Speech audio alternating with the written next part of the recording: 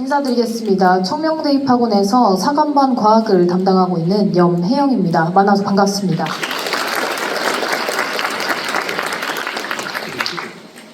저는 오늘 과학교과 분석 및 학습 전략 수립이라는 주제로 여러분들과 함께 이야기하고자 하는데요.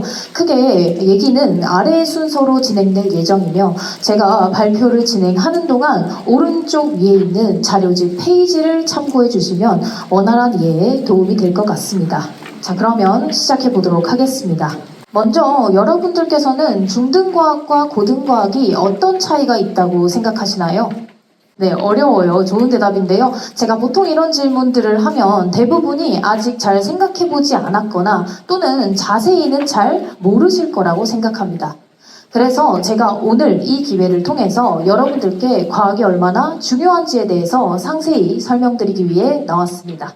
먼저 중등과학과 고등과학이 어떤 차이가 있는지 이해하기 위해서는 과학교과의 계열성이라는 것에 대해서 파악을 해야 되는데요.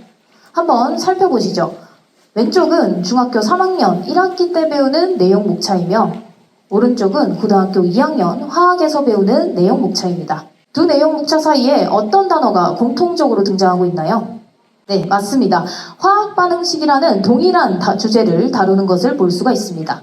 그런데 여기서 달라지는 것은 딱 한 가지, 몰이라고 하는 개념이 추가된다는 점입니다. 즉, 과학교과에서 말하는 계열성이라고 하는 것은요, 기본적으로 동일한 주제인 화학 반응식을 다루는 등 유사성은 유지하되 거기 안에서 개념의 확장과 심화가 일어난다는 점이 과학교과에서 의미하는 계열성이 되고요. 과학교과는 과목의 특성상 계열성이 상당히 높은 과목이다라고 볼 수 있습니다. 자, 그러면 개념이 유사하다고 해서 출제되는 문항도 유사할까요?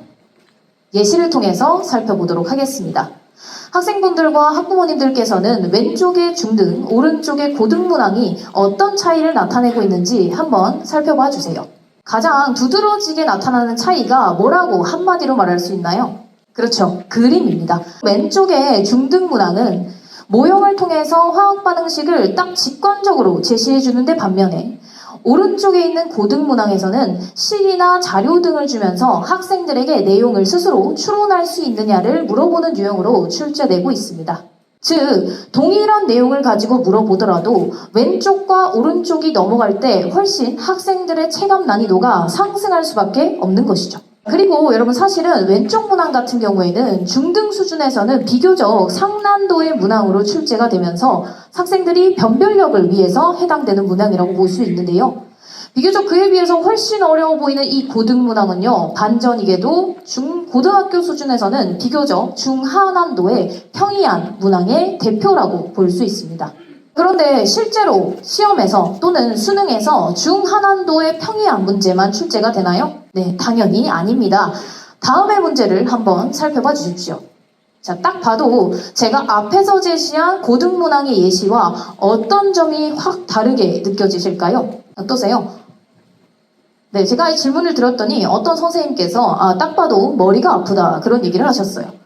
네, 제가 봐도 그래 보입니다. 그래서 실제로 여러분 화학 반응식이라는 동일한 주제를 가지고도 실제 수능이나 내신에서는 변별을 위해서 여러 가지 다양한 자료를 제시하면서 훨씬 더 높은 난이도와 그리고 다양한 유형의 문항들을 출제하고 있는 걸 볼 수가 있습니다.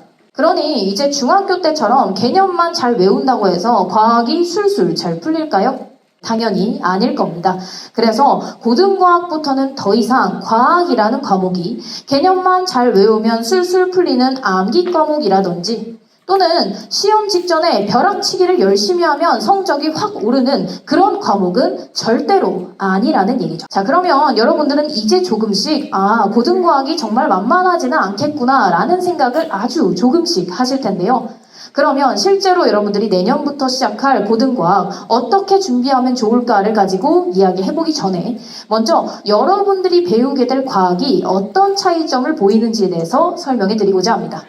기본적으로 고등과학의 변화는 자료집 44페이지에서 48페이지를 보시면 상세하게 기록되어 있는 걸 볼 수 있습니다. 그러나 여기서는 이제 제가 강사답게 딱 두 요점만 정리해서 설명드리도록 하겠습니다. 먼저 첫 번째입니다. 여러분 앞에서 이재욱 팀장님께서 설명해 주신 내용 중에 과학 관련해서 가장 중요한 변화 키워드가 무엇이었다고 생각하시나요?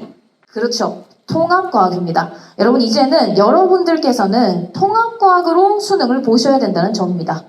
그래서 모든 과학 영역인 물리학, 생명과학, 지구과학, 화학을 전부 다 잘 공부하는 게 가장 중요하다라는 얘기가 되고요.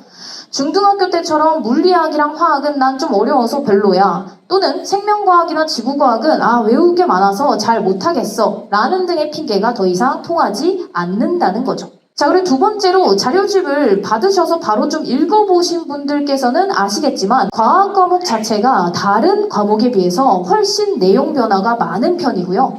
기존의 1, 2 과목 체계가 완전히 개편이 되면서 난도가 많이 상승한 걸 볼 수가 있습니다. 그래서 원래 고3 때쯤 가면요, 여러분 사실 과학이라는 과목이 내신에서 그다지 중요한 과목이 아니었습니다. 왜냐하면 2 과목은 다 절대평가로 배우기 때문이죠. 그러나 여러분들 때부터는 고3 때 배울 진로 선택 과목이 모두 상대평가로 진행되기 때문에 이제는 여러분들부터는 고1 통합과학을 시작으로 고3 때 할 진로 선택 과목까지 쭉 과학 과목의 개수 자체가 많아지는데 그거를 다 잘하는 게 대학을 가기 위해 좋은 성적을 받기 위해서 필수적인 요소가 된다는 점이 여러분들이 배우게 될 과학에서의 가장 핵심적인 2가지 변화라고 요약할 수 있습니다. 자, 그럼 결론적으로 여러분 이 그 큰 2개의 변화의 공통점은 뭐라고 한마디로 요약할 수 있을까요? 네, 과학은 이제 더욱 중요해졌다는 얘기입니다. 특히나 여러분들이 당장 내년에 하게 될 고1 통합과학은요, 이제 수능 과목의 근간으로서 그 고1 통합과학을 잘 깔아둬야 그 위에 물화생지를 잘 얹을 수 있다는 얘기가 되기 때문에 고1 통합과학은 이제 더 이상 내신 과목은 아니라는 얘기가 됩니다. 자, 그럼 이제 고등과학의 첫걸음 통합과학 당연히 잘 준비해야겠다라는 생각이 슬슬 드실 겁니다. 그러면 여기서는 여러분들이 당장 내년에 하게 될 통합과학을 어떻게 준비하면 좋을지에 대해서 초점을 맞춰서 이야기 드리고자 하겠습니다. 통합과학은 문학예시를 보면서 살펴볼 건데요. 여러분 자료집 49페이지에서 59쪽까지를 한번 살펴봐 주세요. 거기 보시면은 여러 가지, 즉 인근 20여 개 학교들의 기출 분석을 제가 모두 수록해 두었는데요. 그 모든 분석을 여기서 지금 다 할 수는 없으니 대표적으로 유형별로 간단히 살펴보도록 하겠습니다. 자, 화면을 봐주세요. 먼저 동산고에서는 디테일형 문항을, 대전고에서는 사고력 추론형 문항을, 제1고에서는 모의고사 변형 문항을, 한빛고에서는 그래프 해석형 문항을, 성모여고에서는 개념 추론형 문항, 충남여고에서는 이론 심화형 문항을 출제한 걸 볼 수가 있습니다. 이 외에도 20가지 학교가 넘는 학교가 있는데 그 중에서도 유형이 모두 학교에 따라서 정말 다채롭게 출제가 될 수 있다라는 것이 중요한 포인트인 거죠. 제가 이번 입시 설명회를 준비하면서 통합과학 자료를 정리해 보는데 문득 저조차도 그런 생각이 들더라고요. 통합과학은 도대체 왜 이렇게 문항이 다양할까라고요. 그래서 여러분들께 어떻게 하면 이 다양한 이유에 대해서 좀 확실하게 잘 설명을 해드릴 수 있을까를 고민하다가 결론 내린 게 딱 하나입니다, 여러분. 이름이 뭐예요? 통합과학입니다, 여러분. 통합과학이라는 게 어떤 영역들이 섞여 있다는 얘기가 되죠. 그래서 물리학, 생명과학, 지구과학, 화학 전 내용이 모두 다 균일하게 섞여 있다라는 얘기고요. 그러면 중학교 때도 섞여 있었는데 비슷한 거 아니냐라고 물으실 수 있는데 여러분 중학교 때는 1단원은 생명, 2단원은 화학 이런 식으로 단원이 완전히 구분이 돼 있었고요.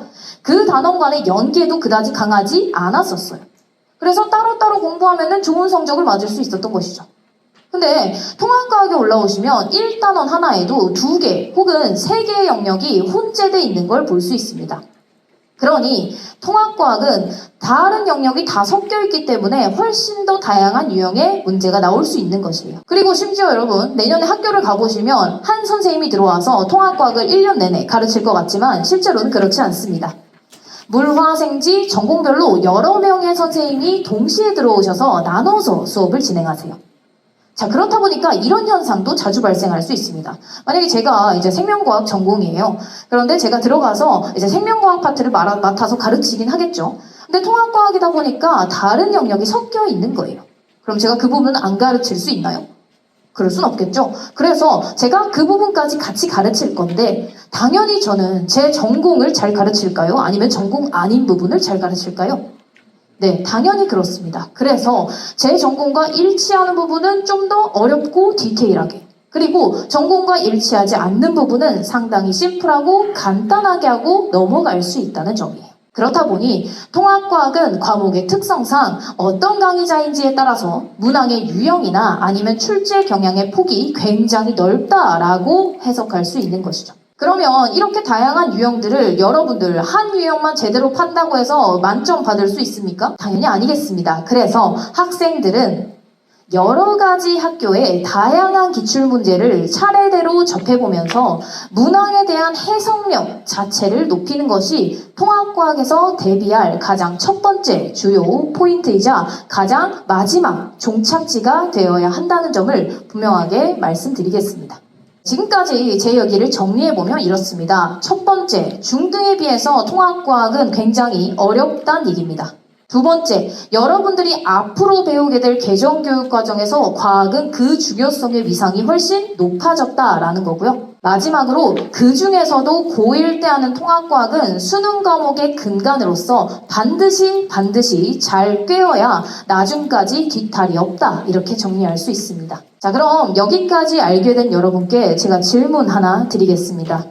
이렇게 중요한 과학, 여러분들 앞으로 어떻게 대비하시겠습니까? 네, 좋습니다. 앞으로 아마 다소 당황스럽고 막막하신 분도 계실 수 있을 거라고 생각합니다. 이 친구처럼 똑똑한 분도 있지만요. 그래서 저희 앞으로 더 중요한 과학탐구 영역 청명에서는 이렇게 대비하고자 합니다. 첫 번째, 저희는 변화에 대해 준비되어 있습니다. 저희는 지난 6월 간담회를 시작으로 해서 개정 교육과정이나 개편안에 대한 상세한 분석을 바탕으로 그에 맞춰 과학에 한 발 앞서서 흐름 변화를 파악하고 전문성을 확보하고 있습니다. 두 번째로 그렇게 분석한 결과를 바탕으로 체계적인 커리큘럼을 수립하고 있습니다. 그래서 11월 21일에 개강할 정규 수업부터 시작해서 방학, 특강 프로그램까지 체계화된 계획을 가지고 움직이는 사람과 그렇지 않은 사람의 결과는 다를 수밖에 없습니다. 마지막으로 여러분, 요즘은 제일 중요한 것이 학생별 개인화 수업입니다. 학생들은 모두 특성과 그리고 수준이 다르기 때문에 학생별로 자신의 수준에 적합한 목표를 설정하고 그것을 효율적으로 달성할 수 있도록 체계적인 커리큘럼을 통해서 적절히 수업 내용을 재구성함으로써 학생들이 자신의 수준에서 낼 수 있는 최상의 결과를 낼 수 있도록 가르치고 있습니다. 제가 제 이야기의 마지막에 전하고 싶은 말씀이 있어서 하나의 고사성어를 가지고 왔는데요. 손자병법에 나오는 지피지기 100점 불태라는 고사성어입니다. 어떤 의미인지 잘 아시죠? 그래서 적을 알고 나를 알면 100번을 싸워도 위태로워지는 법이 없다라는 겁니다. 여러분, 혹시 이때까지 과학의 중요성을 잘 모르고 계시지는 않으셨나요? 또는 과학 공부하는 방법을 잘 몰라서 소위 과포자이지는 않으셨나요? 그랬다면 오늘 이 시간을 통해서 여기 있는 여러분께서는 과학의 중요성에 대해서 잘 아시고 미리 잘 대비하실 수 있기를 바라면서 저는 앞으로도 과학에서만큼은 여러분들이 위태롭지 않도록 변화의 가장 앞에서 함께할 것을 약속드리겠습니다. 여러분, 이제는 통합과학의 시대입니다. 경청해 주셔서 감사합니다.